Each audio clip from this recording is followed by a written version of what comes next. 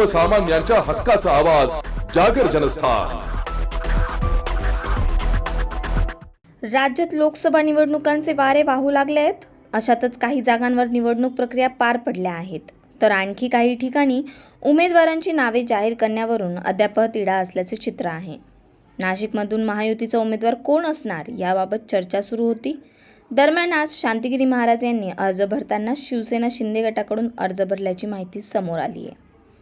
त्यामुळे आता शांतिगिरी महाराज महायुतीचे उमेदवार असणार का याबाबत प्रश्नचिन्ह निर्माण झाले आहेत।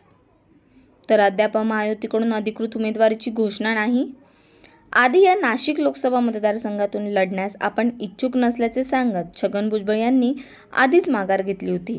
यानंतर हेमंत गोडसे नाशिक लोकसभेसाठी इच्छुक असल्याची चर्चा सुरू होती। या दरम्यान नाशिकमधून स्वामी शांतिगिरी महाराजांनी शिंदे गटाकडून उमेदवारी अर्ज भरल्याची माहिती समोर आली आहे। महायुतीकडून नाशिकचा उमेदवार अद्याप जाहीर करण्यात आलेला नाही।